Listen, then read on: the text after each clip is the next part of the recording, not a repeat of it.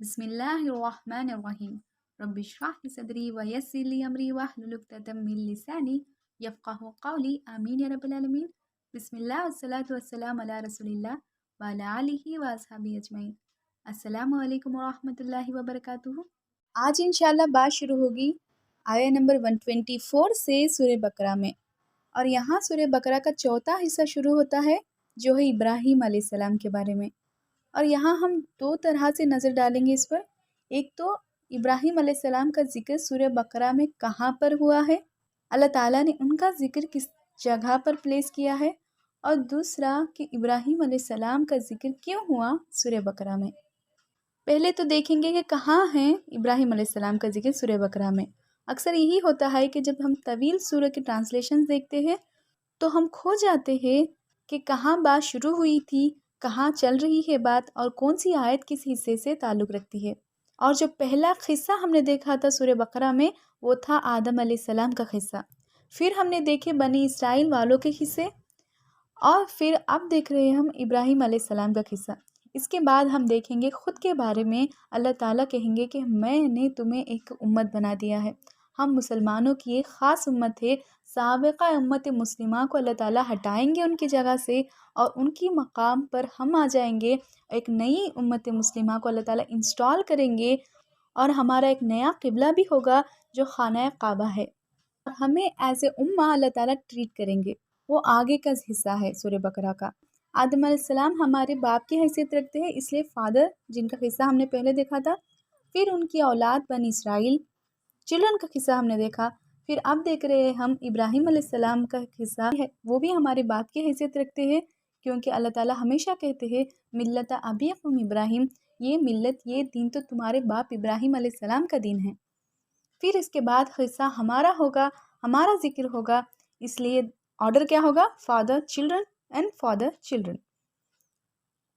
और इन हिस्सों में एक ताल्लुक़ और भी है कि आदम अलैहिस्सलाम को अल्लाह ताला ने आज़माया था, बनी इसराइल वालों को आज़माया था, इब्राहीम अलैहिस्सलाम को भी आज़माया गया, और हमें भी अल्लाह ताला कहते हैं कि मैं तुम्हें हर चीज़ से आज़माऊँगा। आगे चल के आयतें आएंगी, अल्लाह कहेंगे कि ये मत सोचना कि तुम ईमान ला चुके हो तो इस वजह से मैं तुम्हें छोड़ दूँगा, तुम्हें तो हर चीज़ से आज़माया जाएगा।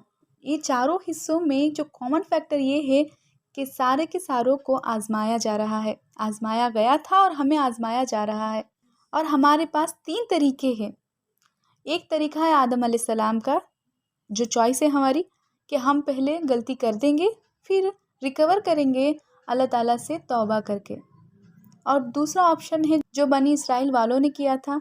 उनमें से एक अक्सर लोगों ने गलतियाँ की, उसके बाद उन्होंने तौबा नहीं की और अपनी गलती पर अड़े रहे। और तीसरा ऑप्शन है इब्राहीम अलैहिस्सलाम का, जो अल्लाह ताला की हर आजमाइश पर खरे उतरे और उन्होंने हर चीज़ को, हर ट्रायल को अच्छी तरह से पास कर लिया, फ्लाइंग कलर्स। और ये एक ऑप्शन है हमारे पास। और अल्लाह ताला ने हमें कहाँ प्लेस किया, इब्राहीम अलैहिस्सलाम के बाद।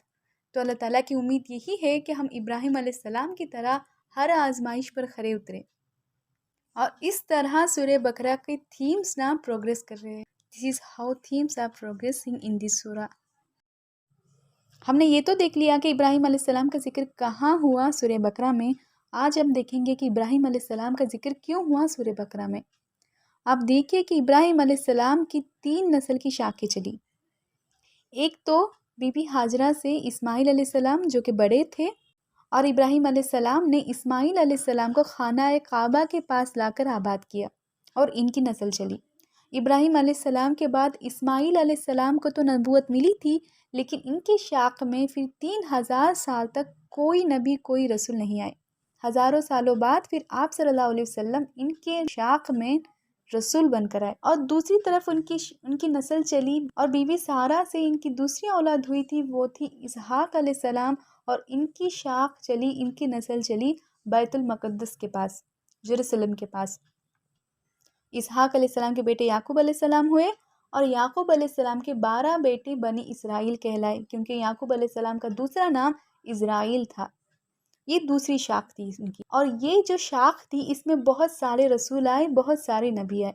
इसहाक अलैहिस्सलाम, याकूब अलैहिस्सलाम, यूसुफ अलैहिस्सलाम, और चलते गए मूसा अलैहिस्सलाम और हारून अलैहिस्सलाम से शुरू होकर ईसा अलैहिस्सलाम और याह्या अलैहिस्सलाम तक سارے نبی سارے رسول اسی شاخ میں آئے، اور زیادہ تر یہ بات سننے میں نہیں آتی، لیکن ان کی تیسری اہلیہ بھی تھی، ان کی تیسری بیوی بھی تھی جو بی بی کتورہ تھی، اور ان کی بھی اولاد بڑی کثیر تھی، اور ان کے اولادوں میں سے بنی بدیان بھی تھے جن میں شعیب علیہ السلام کی بعثت ہوئی۔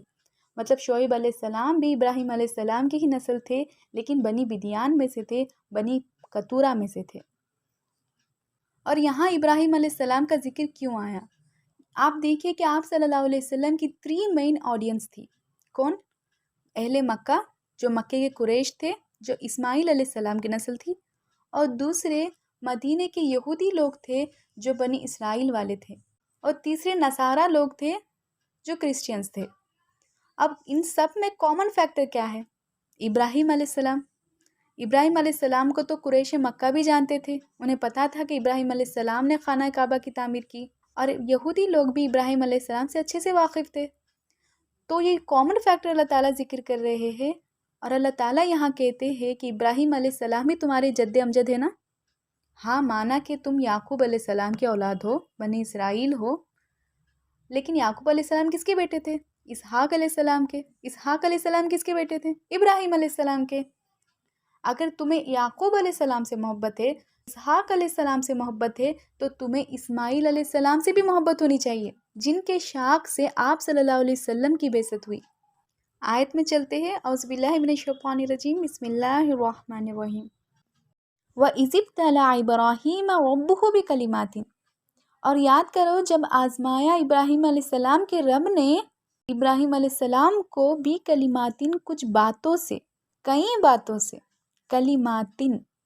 یہ جو ورڈ ہے نا ابتلا، یہ ورڈ کا مطلب ہے آزمائشیں، اور اکارڈنگ ٹو لغت الاقداد اس بات کا مطلب اس کا ایگزیکٹ اپوزٹ بھی ہوتا ہے۔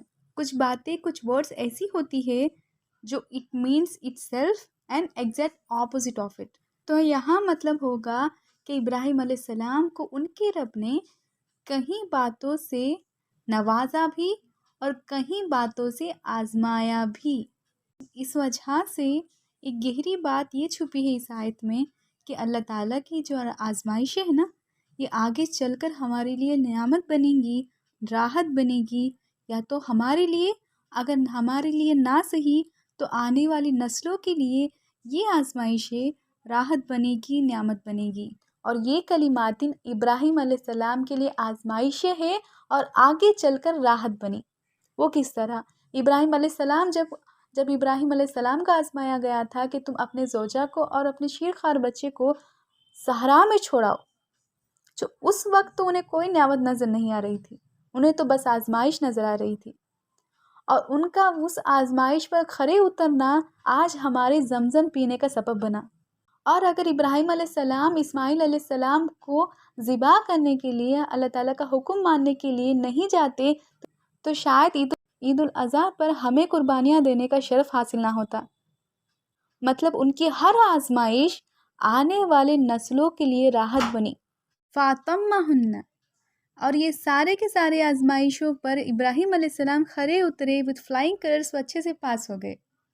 قَالَ إِنِّي جَاعِلُكَ لِلنَّاسِ إِمَامًا، تو اللہ تعالیٰ نے کہا بے شک میں جَاعِلُكَ بناتا ہوں آپ کو، لِلنَّاسِ لوگوں کے لیے، امام۔ امام اسے کہتے ہیں جو چیف ہوگا، لیڈر ہوگا، جن کی ہمیں پیروی کرنی چاہیے۔ جو کچھ ہم زندگی میں کرتے ہیں سارا کچھ ڈیزائنڈ اسی طرح ہونا چاہیے جس طرح ابراہیم علیہ السلام کا دین تھا۔ قالا، تو ابراہیم علیہ السلام نے کہا وَمِن ذُرِّيَّتِي، اور میرے اولادوں میں سے۔ اب یہاں ذریہ مطلب اولاد نہیں ہوں گی، وہ تو ابنا یا اولاد ہوگا۔ ذریہ مطلب جنریشنز اپون جنریشنز، ساری نسلوں کے بارے میں ابراہیم علیہ السلام پوچھتے اپنے رب سے، اور میری نسلوں میں سے یا اللہ۔ قالا، تو اللہ تعالیٰ نے کہا لا ینال عہد الظالمین، میرا عہد، میرا وعدہ ظالموں سے نہیں ہے۔ مطلب پتہ یہ چلا کہ ابراہیم علیہ السلام کے اولادوں میں سے کچھ نسلیں ایسی بھی ہوں گی جو کفر کریں گی، اللہ تعالیٰ کے راہ سے ہٹ جائیں گی۔ ہاں، جو ایمان والے ہوں گے انہیں اللہ تعالیٰ ضرور امام بنائیں گے، ضرور چیف بنائیں گے۔ وَإِذْ جَعَلْنَا الْبَيْتَ مَثَابَةً لِلنَّاسِ وَأَمْنًا، اور یاد کرو جب ہم نے بنایا تھا بیت اللہ کو، خانہ کعبہ کو، مثابتاً، لوٹ لوٹ کر آنے کی جگہ کہ بار بار لوگ آئے اور حج کرے، لناسی لوگوں کے لیے وہ امنا اور امن کی جگہ، پیسفل پلیس بنا دیا ہم نے خانہ کعبہ کو۔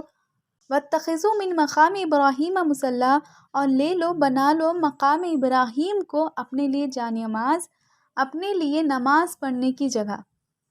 اور بہت سے علماء سے سننے میں آیا تھا کہ وہ کہتے ہیں کہ مقام ابراہیم وہ کوئی خاص پتھر نہیں ہے، سارا کا سارا مقام ہے جہاں ابراہیم علیہ السلام رہے۔ اصل بات وہی رہے گی جو صدیوں سے چلی آ رہی ہے اور سلف سے آ رہی ہے، روایت پختہ ہے ان کے بارے میں۔ مقام ابراہیم وہ پتھر ہے جو جنت سے نازل ہوا تھا، جس طرح حجر اسود نازل ہوا تھا، اور ابراہیم علیہ السلام کی تعمیر کے مطابق وہ پتھر اونچا ہوا کرتا تھا، اور آج بھی مقام ابراہیم محفوظ ہے جہاں 2 رکعت نماز اب بھی پڑھی جاتی ہے۔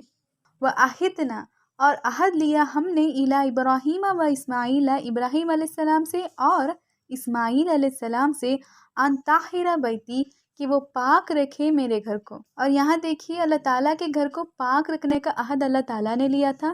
ایک تو ظاہری صفائی کہ گندگی نہ ہو اور حج کرنے والے خوف کا شکار نہ ہو، کھلی فضا ہو، اچھی طرح سے صفائی ہو، اور دوسری باطنی طور سے صفائی یہ ہے کہ یہاں کوئی شرک نہ ہو، اللہ تعالیٰ کی ہی عبادت ہو۔ اور اللہ تعالیٰ نے عہد لے لیا ابراہیم علیہ السلام سے اور اسماعیل علیہ السلام سے کہ وہ پاک رکھیں گے اللہ تعالیٰ کے گھر کو۔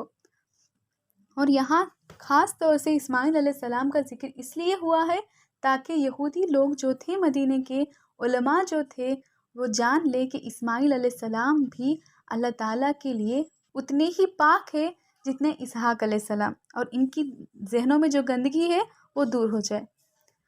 للطائفین، اور اللہ تعالیٰ کہتے ہیں کہ پاک رکھے میرے گھر کو، کن کے لیے؟ للطائفین، طواف کرنے والوں کے لیے، والعاکفین، اعتکاف کرنے والوں کے لیے، ورکعی سجود، رکوع اور سجدہ کرنے کے لیے۔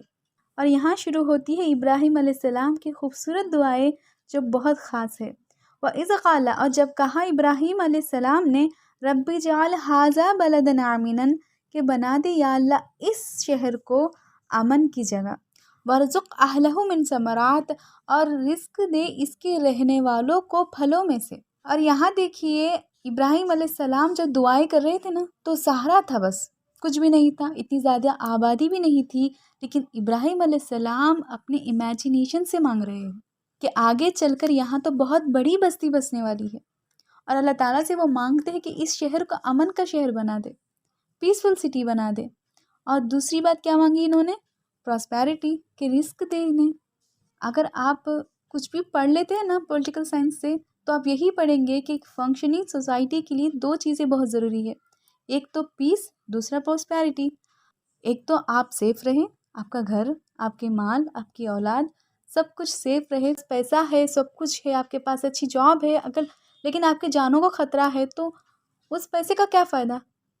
اور اگر آپ کے پاس سیفٹی ہے، گھر، مال اور اولاد سب اچھے ہیں، اور آپ کے پاس پیسہ بنانے کے لیے کوئی ذرائع نہیں ہے، تو پھر اس امن کا کیا فائدہ؟ اس سیفٹی کا کیا فائدہ؟ مطلب آپ کے لیے دونوں چیزیں بہت ضروری ہے، ایک تو امن اور دوسرا رزق۔ اور اللہ تعالیٰ کے رسول ابراہیم علیہ السلام اللہ تعالیٰ سے مانگتے ہیں کہ یا اللہ تو اس شہر والوں کو امن بھی دے اور دوسرا ان کے لیے رزق بھی دے۔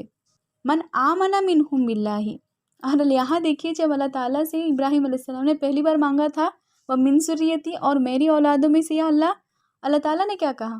یہی کہ میرا عہد نہ ظالم لوگوں سے نہیں ہے۔ اور اس بات کو یاد رکھتے ہوئے ابراہیم علیہ السلام اب مانگتے ہیں کہ یا اللہ اس شہر والوں کو امن اور رزق بس ان لوگوں کو دے، من آمن منہم باللہ، جو ان میں سے ایمان لائیں گے اللہ تعالیٰ پر، والیوم الآخر، اور قیامت والے دن پر۔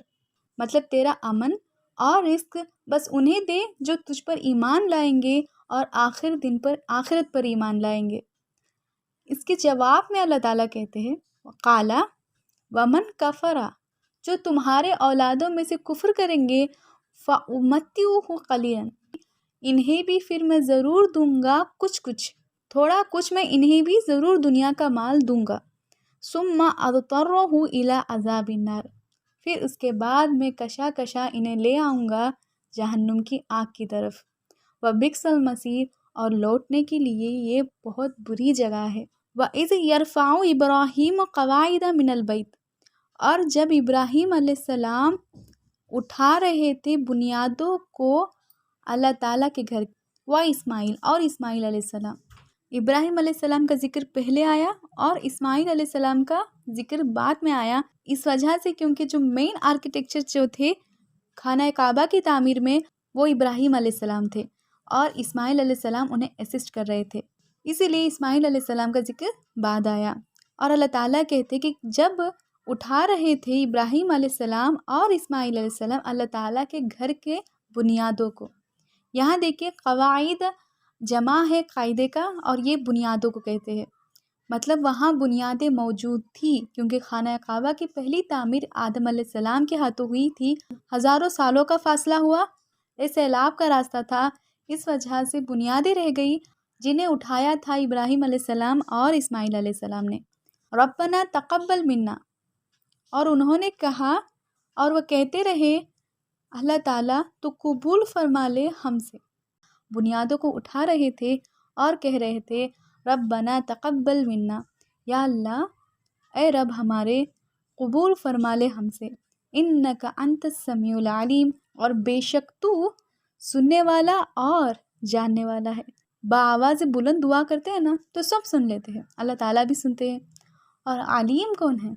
جو کچھ دل میں چل رہا ہوتا ہے نا دعا کرتے وقت وہ بھی جاننے والا صرف اللہ تعالیٰ ہے۔ اور یہاں ابراہیم علیہ السلام کہتے ہیں کہ ہم تجھ سے مانگتے ہیں کہ اللہ اس فعل کو جو ہم کر رہے ہیں اسے قبول فرما لے، بے شک تو سننے والا بھی ہے اور اچھے سے جاننے والا بھی ہے کہ جو کچھ ہمارے دلوں میں چل رہا ہے۔ ربنا وجعلنا مسلمین لک، یہاں پھر سے دعا دیکھیے ابراہیم علیہ السلام کی، اللہ تعالیٰ سے کہتے ہیں کہ ربنا رب ہمارے، وجعلنا بنا ہمیں، مسلمین نہیں رکھ، بنا ہم دونوں کو مسلمان، لقا تیرے لیے، صرف تیرے لیے، ہم جھک جائے، ہم سبمٹ ہو جائے صرف اللہ تعالیٰ کے لیے۔ یہاں ابراہیم علیہ السلام کا کہنا ہے کہ ہم دونوں مسلمان رہے صرف تیرے لیے، کہ ہم زندگی میں جو کچھ کرے سو صرف تیرے لیے ہو، وہ ہر چیز جو ہمیں پسند ہے اگر وہ تجھے نا پسند ہے تو وہ چیز ہم چھوڑ دیں گے، ہم مسلمان بنیں گے صرف تمہارے لیے۔ وَمِن ذُرِّيَّتِنَا، اور ہمارے اولادوں میں سے بھی امتاً مسلمتاً لک، ایک امت، اب ان کی اولادوں میں سے بہت سے اولاد کفر بھی کریں گی لیکن وہ اللہ تعالیٰ سے مانگتے ہیں کہ ایک گروپ، ایک امت ایسی ضرور ہونی چاہیے یا اللہ میرے، ہم دونوں کے اولادوں میں سے ایک گروپ ایسا ضرور ہونا چاہیے جو مسلمان ہو صرف تیرے لیے، لقا صرف تیرے لیے، وَأَرِنَا مَنَاسِكَنَا وَتُبْ عَلَيْنَا، اور سکھا دے ہمیں اس کے ریچولز، گھر تو ہم نے تعمیر کر لیا تیرا لیکن ہمیں پتہ نہیں ہے کس طرح حج ہو، کس طرح تیری عبادت ہو، وَتُبْ عَلَيْنَا، اور ہماری توبہ قبول کر لے، اِنَّكَ بے شک تو انت التواب الرحیم، بے شک تو ہے ہی تواب الرحیم، بار بار توبہ کا قبول کرنے والا اور ہمیشہ رحم کرنے والا۔ تواب میں تکرار ہے، بار بار توبہ قبول کرنے والا۔ اور یہاں دیکھیے ابراہیم علیہ السلام توبہ کر رہے ہیں، اگر ابراہیم علیہ السلام توبہ کر رہے ہیں، ابراہیم علیہ السلام اللہ تعالیٰ کے گھر کی تعمیر کے بعد توبہ کر رہے ہیں، تو سوچو تہجد پڑھنے کے بعد، عمرہ کرنے کے بعد، حج کرنے کے بعد ہمیں کتنی توبہ کرنی چاہیے۔ اگر ہم یہ سوچنے لگ گئے کہ 5 وقت کی نماز ہم نے پڑھ لی ہے اور ہمارا خاتمہ خیر کے ساتھ ہوگا اور جنت ہمارے لیے تیار رہے گی، یہ سب سے بڑا دھوکہ ہے۔ ہر وقت ہر لمحہ ہمیں ڈرتے رہنا چاہیے۔ ربنا وبعث فیہم رسولا، اور رب ہمارے نکال ہماری نسل میں سے ایک رسول، اور نسل سے کون سی نسل مراد ہے؟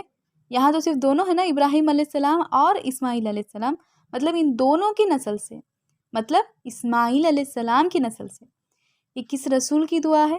یہ وہی رسول کی دعا ہے جو رسول ہمارے رسول ہیں آپ صلی اللہ علیہ وسلم، یہ ان کے لیے دعا کی جا رہی ہے ہزاروں سال پہلے۔